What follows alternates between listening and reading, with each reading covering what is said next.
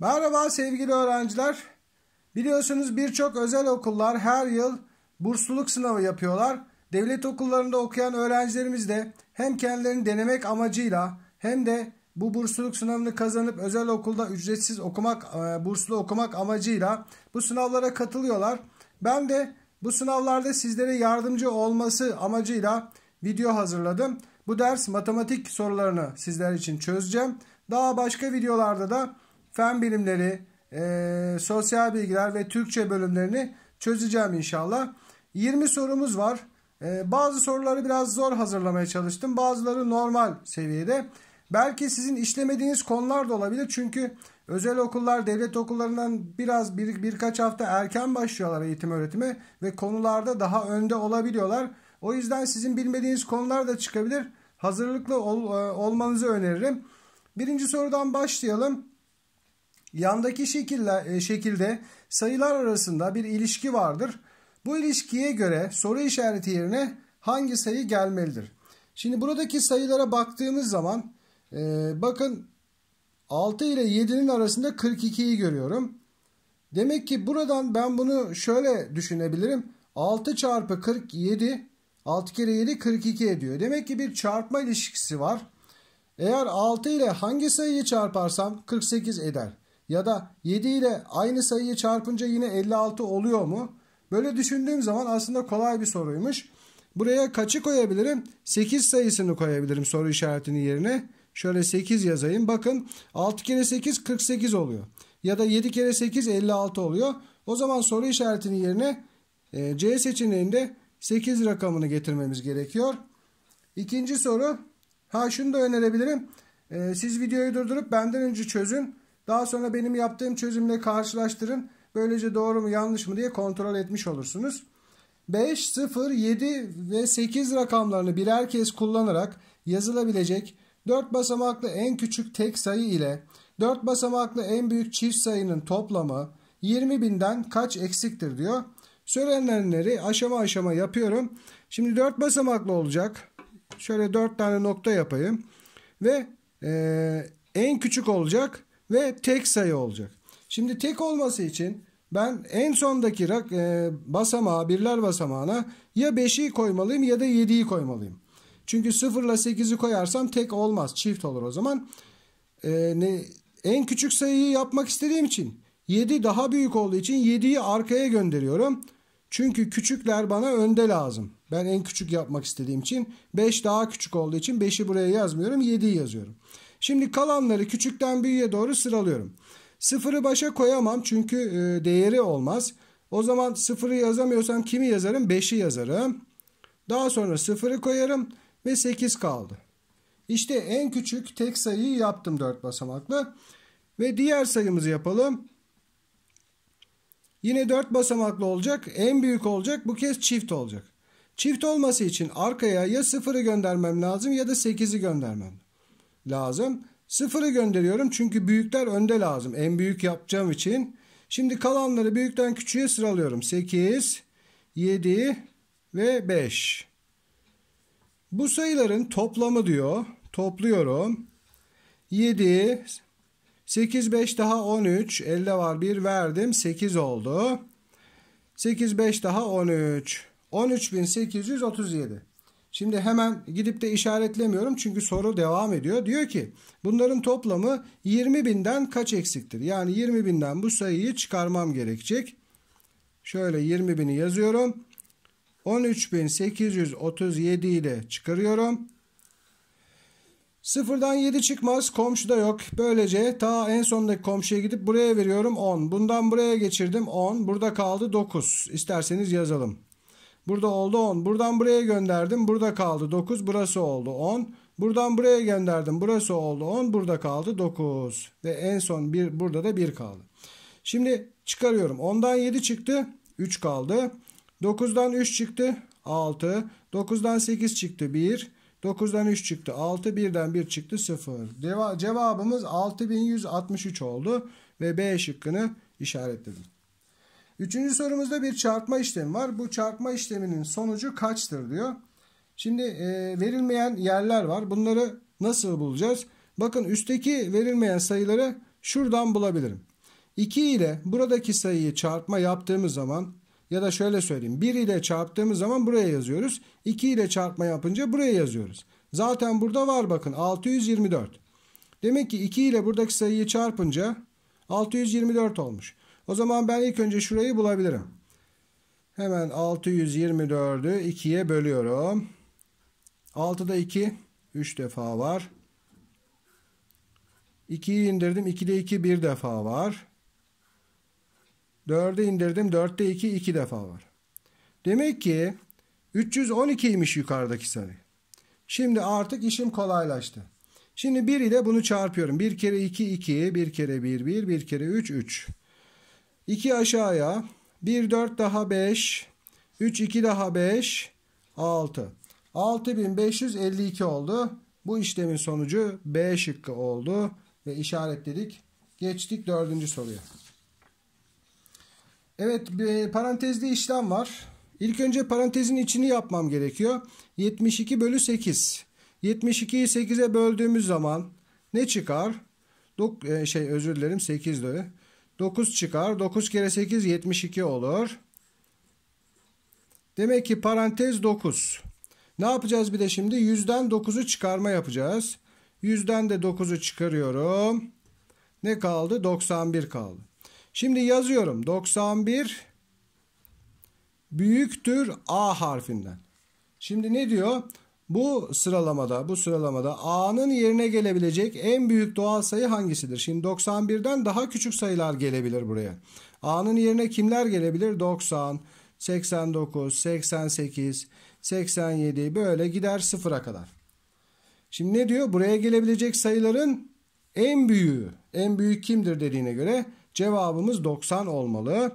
Ve 90'ı işaretliyoruz. Şimdi bazı öğrenciler burada 91'i bulunca hemen 91'i işaretleyebilirler. Bu yanılgıya düşmeyin. 5. sorumuz. Aklımdan tuttuğum sayının 18 fazlasının 4 katının 46 eksiğinin yarısı 41'dir. Aklımdan tuttuğum sayı kaçtır? Problemin çözümü için gerekli olan işlem sırası aşağıdakilerden hangisidir? Şimdi burada bize soruyu çözün demiyor. Hangi işlemleri yapacağız? Bunu soruyor. Şimdi ben ilk önce söylenenleri yazıyorum. Aklımdan tuttuğum sayı diyor. Bu sayının 18 fazlası. Yani 18'de toplama. Daha sonra 4 katı diyor. Çarpı 4. Ve 46 eksiği. Eksi 46'nin yarısı diyor. Yarısı da yine bölme oluyor. Yarısı eşittir 41'dir diyor. Şimdi böyle sorularda bilmediğimiz bir sayı varsa bunun işte şu kadar fazlası, şu kadar katı, şu kadar eksiği, yarısı, şu kadar ediyor dediğinde bu sayıyı bulmak için şöyle yaparız sevgili öğrenciler. Bu verilen işlemlerin tersini yaparak gideriz. Mesela 41'i burada bölme olduğu için 2 ile çarparız. Yani çarpma yaparız önce. Çarpma yazalım. Sonra bulduğumuz sayıyı burada çıkarma olduğu için bu kez toplama yaparız. Daha sonra çarpma olduğu için bölme yaparız. Yani tersini uygularız. Daha sonra da toplama olduğu için çıkarma yaparız. Ve böylece buradaki boş kutudaki sayıyı buluruz. Şimdi ne yaptım geri geriye giderken? Çarpma, toplama, bölme ve çıkarma yaptım. Çarpma, toplama, bölme ve çıkarma. Şıklara bakıyorum. Çarpma, toplama, bölme ve çıkarma. Cevabımız D şıkkı olacak. Bu problemi çözmek için ilk önce çarpma yapmalıyım geri geri giderken. Sonra toplama, bölme ve çıkarma yapıp sonucu bulmalıyım. 6. Sinem bir sayıyı 6'ya bölüp 1414 bulması gerekirken yanlışlıkla 8'e bölmüştür. Bu işlemde kalan kaç olur? Şimdi Sinem bir sayıyı şöyle bilmiyoruz.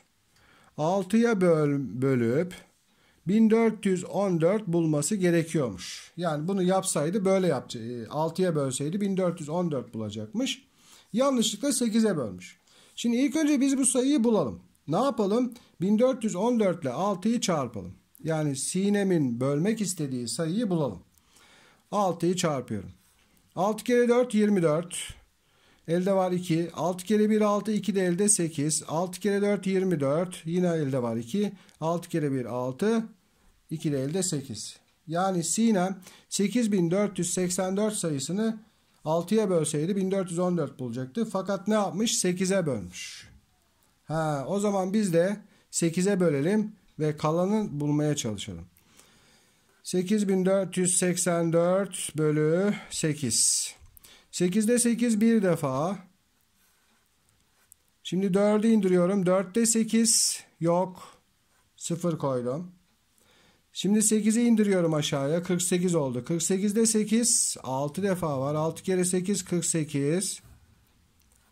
Yapmadım. Şunları yaptım. Şu 4 kaldı. Onu da indiriyorum. 4'te 8 yok. Cevap 1060 oldu.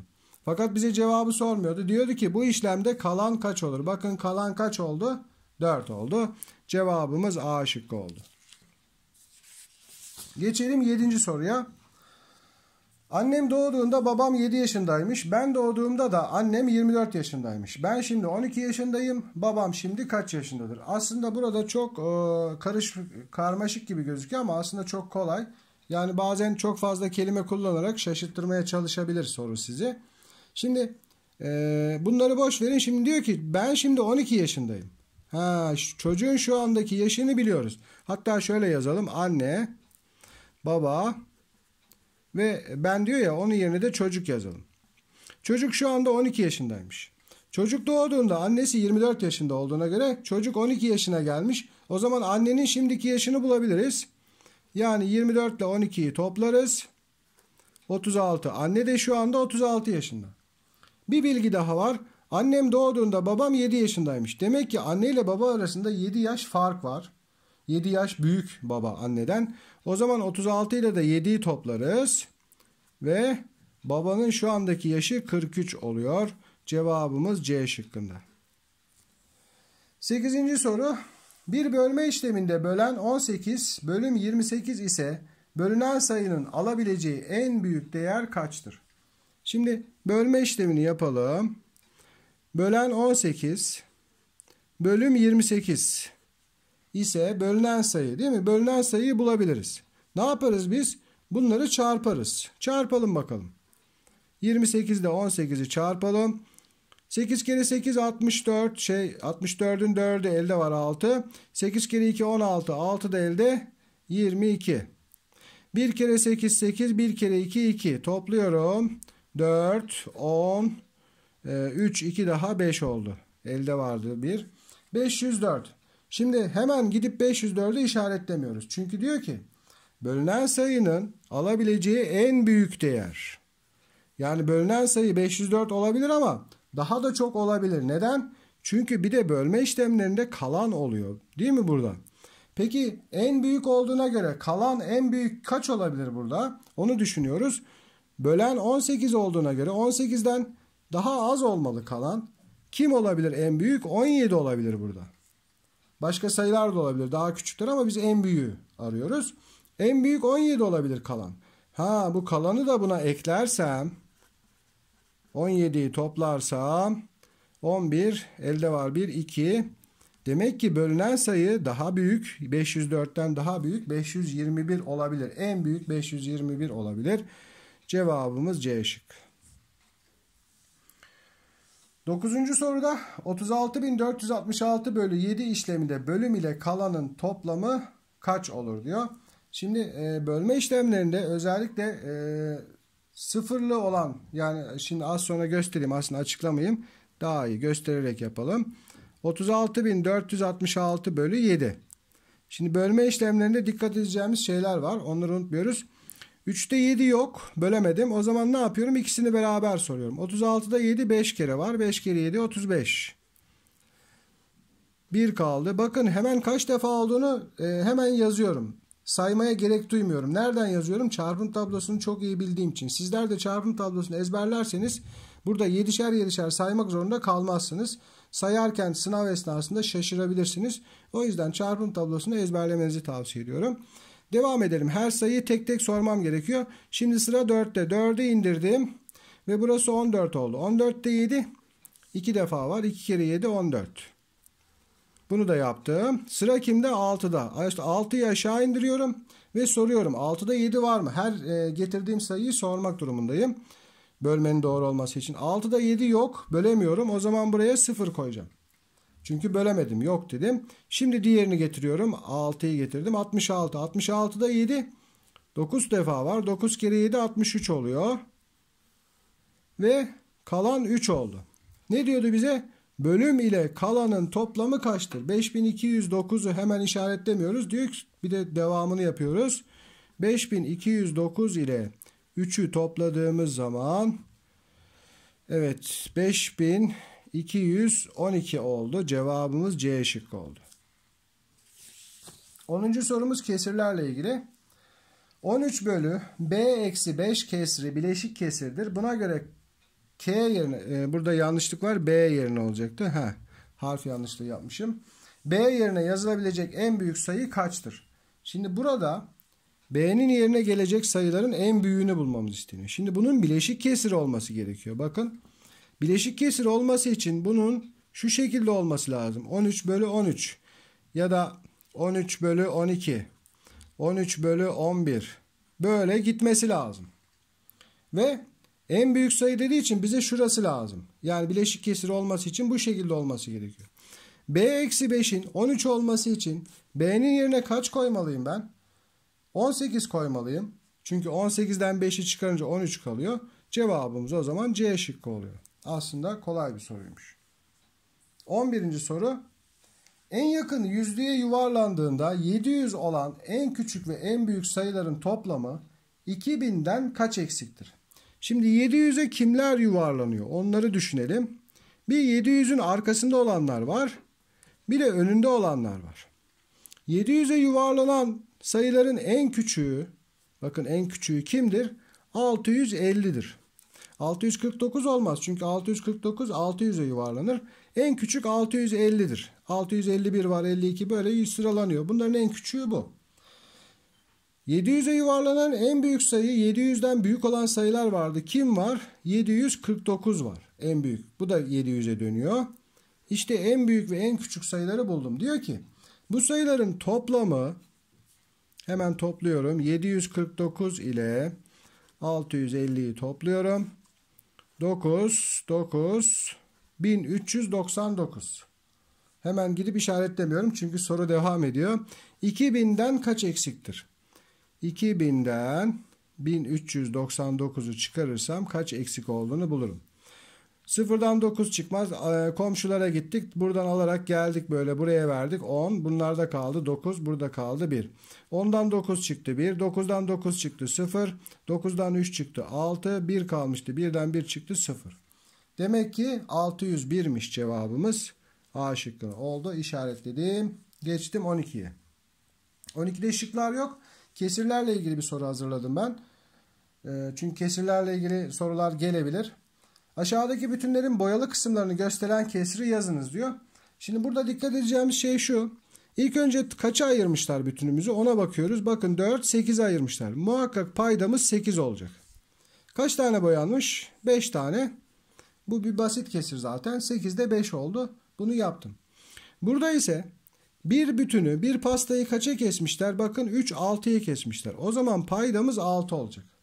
Bazen öğrenciler şunu yapıyor. Bütün hepsini sayıyor. 6, 12, 18 buraya getirip 18 yazıyor ve yanılıyor. 18 olmaz. Biz bir bütünü kaça ayırdıklarını bulacağız. Sonra kaç kişi yemiş? 6 tane burada yemişler. 6 da burada 12. Pastalar yetmemiş. Bir pasta daha getirmişler. Bir tane de buradan yemişler. 13. O zaman yukarıya da 13 olacak ve bu bileşik kesir olacak. Burada da bir tam sayılı kesir var. Bakın 2 tane tam hiç kesilmeden yenilmiş. 2 tamı başa koyuyorum. Diğer en sondaki pasta ise 4'e kesilmiş ve 3 parçayı yemişler. 2 tam 4'te 3 olmuş. 13. sorumuz kesirlerde sıralama ile ilgili. Büyükten küçüğe doğru sıralayın diyor. Kesirlere bakıyoruz. Üstteki sayılar aynı. Alttaki sayılar farklı. O zaman üstteki sayılar aynı olduğunda alttaki sayılardan az olanı seçersek en büyüğü bulmuş oluruz. Yani 5 bölü 2 kesrimiz en büyük kesir. Daha sonra 5 bölü 4 var sırada. Daha sonra 5 bölü 5 var. Daha sonra 5 bölü 7 var. Ve en sonda En küçük 5 bölü 9 kesri var. Sıralamamız böyle olmalı. Şimdi sınavda size benim gibi böyle boşluk bir soru vermezler. Belki şıklar verirler. Aşağıdakilerden hangisinin sıralanışı doğrudur diye. O zaman şu işaretlere dikkat edin sevgili öğrenciler ve sıralama doğru mu ona dikkat edin diyorum. Ve 14. soruya geçiyorum. Sayı doğrusu var. Aşağıdaki sayı doğrusu üzerinde gösterilen harflere karşılık gelen kesirleri yazınız diyor. Sayı doğrularında dikkat edeceğimiz şeyler, mesela bu soru şöyle de olabilir. Bir tanesini verir mesela B harfini. Der ki B noktası aşağıdaki kesirlerden hangisini gösteriyor gibi. Ben açık olarak hazırladım. Şimdi böyle sorularda dikkat edeceğimiz şey bir pastayı kaça kesmişler? Biz ona bakacağız ilk önce. Bakın 0 ile 1 arasını 1, 2'yi 3'e kesmişler. O zaman paydamız 3 olacak. Bakın burası da 3'e kesilmiş. 1 numarayla 2 numara arası da 3'e kesilmiş. Yani her pasta 3'e kesilmiş. O zaman bizim paydamız 3 olacak. Peki üstteki paylara bakalım. A harfi kaçıncı adımda? Bakın 1. adımda. Burası 1 bölü 3. B harfi kaçıncı adımda? 1, 2, 3, 4, 5. adımda. 5 bölü 3. Peki C harfi 6 devam ediyorum. 7, 8, 9, 10. adımda. O zaman C harfi de 10 bölü 3 oluyor. Bu şekilde gösteriyoruz. Yani kesirlerde sıralama konusunu bu şekilde cevaplarsanız sıralama diyorum. Sayı doğrusu üzerinde gösterme. Hızlı hızlı konuşurken bazen ne söylediğimizi de unutuyoruz. Kusura bakmayın. 15. soruda bir problem var. Ayşe teyze 945 tane köy yumurtasının 9'da 5'ini sattı. Ayşe teyzenin kaç yumurtası kalmıştır diyor. Ne yapıyoruz? 945 yumurta varmış zaten. Bunun 9'a bölmüş ve 5 parçasını satmış. 9'a bölüyoruz. 9'da 9 bir kere var. Bunu yaptım. Şimdi 4'ü getiriyorum. 4'ü soruyorum. 4'te 9 var mı? Yok. Bölemem. 4 küçük çünkü. O zaman 0 koyuyorum. Şimdi 5'i getiriyorum. 45. 45'te 9 5 defa var. 5 kere 9 45. Şimdi 9'a böldük. 5 parçasını sattığı için 105 ile 5'i çarpıyorum. 5 kere 5 25. Elde var 2. 5 kere 0 0. 2 de elde 2 oldu. 5 kere 1 5. 525 yumurtayı satmış. Hemen gidip B şıkkını işaretlemiyorum. Çünkü daha ne diyor? Kaç yumurtası kaldı diyor. Kalanları soruyor. 945 yumurta vardı. 525'ini sattı. 0. 4'ten 2 çıktı. 2. 420 yumurta kalmış. Cevabımız D şıkkı. 16. soru. Aşağıdaki kesirleri sayı doğrusunda gösteriniz diyor. 3 bölü 8. Bakıyorum hemen paydaya. Yani ben 8'e ayıracağım bir pastayı. 0. Şuraya koydum. Ayırıyorum. 1, 2, 3, 4, 5, 6, 7 ve 8. parçayı ayırdım. Buraya da 1 sayısını koyuyorum. Bakıyorum, kontrol ediyorum. 1, 2, 3, 4, 5, 6, 7 ve 8. 3. adıma gitmeliyim. 1, 2 ve 3. Yani şurası. Bayrak koyuyorum şuraya. Ve 3 bölü 8'i yazıyorum buraya. Gösterdim. 6 bölü 4. Ne yapacağım? Bir pastayı 4'e keseceğim. Hemen şu sıfırı koydum. 1, 2, 3 ve 4. Fakat yetmez. Niye? Çünkü 6 parça gideceğim ya. 6 kişi yemiş ya. O zaman bir pasta daha olması lazım. Onu da 4'e keseceğim. 1, 2, 3 ve 4. İkinci pastayı da kestim. Bunlar bana yeter şimdi. Başka pasta yapmama gerek yok. 6. adıma gideceğim. Sıfırdan başlıyorum. 1, 2, 3, 4, 5 ve 6. İşte burası. 6 bölü 4 burada işaretledim ve yerleştirdim. 17. soru üçgenlerle ilgili, açılarla ilgili. Belki buraya gelmemiş olabilirsiniz. Dediğim gibi öğrenmediğiniz konular da bazen çıkıyor. Özel okullar belki biraz ileride oluyorlar. Devam edelim. Bir dik üçgende diğer dar açıların farkı en fazla kaç olabilir? Şimdi dik üçgen dediğimiz zaman şöyle bir üçgen çizelim. Bir açısı 90 derece oluyor. Bu böyle olduğu için zaten dik üçgen diyorlar. Diğer açıların farkı en fazla kaç olabilir? O zaman farkın çok olması için Açılardan birisini en küçük, diğerini en büyük yapmalıyım.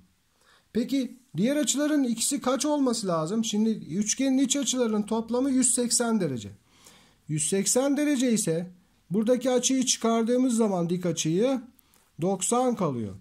İki açı 90 derece olması gerekiyor. O zaman bir tanesini en küçük yapayım.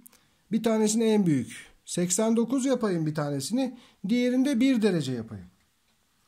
Değil mi? Aralarındaki farkın en çok olması için birini en büyük, birini en küçük yapacağım. İki açıdan birini 1 derece yaptım, diğerini 89 derece yaptım. Ve bunların farkı en fazla kaç olabilir diyor. Farkını bulacağım için en fazla 88 olabilir. Cevap B şıkkı olur. Şimdi buradaki açılardan birisini 0 yapamam. Çünkü 0 olduğunda açı olmaz zaten. Ona bir değer vermem gerekir. O zaman 1'i verdim ben de. Diğerine de çok büyük olan 89'u verdim. Ben bunların ikisi beraber 90 derece olması gerekiyor. Bu soruyu da böyle cevaplayıp geçelim 18. soruya. Yine bir üçgen var, açılar var. Yandaki şekilde D açısı 42 derece ise, yani şurası 42 derece sevgili öğrenciler. Şöyle kalemle çizeyim çok da batırmadan. Hatta şu kenarları şöyle birleştirirsek üçgenimiz de çok iyi gözükmüyor. Yani üçgen değil aslında. Çokgen bu.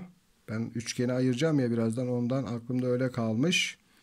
Evet, şöyle gösteriyorum. D açısı 42 dereceymiş. Bunu biliyorum. Buna göre E açısı, yani şurası kaç derece olmalı? Şimdi bu şeklimizi dik olduğunu görüyorum. Şu şekilde cetvelle, ben elimle yapıyorum ama birleştirilip burasını bir üçgen, burasını da bir dikdörtgen haline getirebilirim. Şimdi bana üçgeni iç açılarını bulabilirim. Neden? Çünkü şurası 90 derece olur. Bu dikdörtgenle düz bir çizgi çizdiğim için burası 90 derece olur. Burası da 90 derece olur. Şimdi işim kolay. Burayı da biliyorum, 42 derece. Üçgenin iç açıları 180 olduğuna göre 90 ile 42'yi toplarım. 2, 132 oluyor şu ikisi.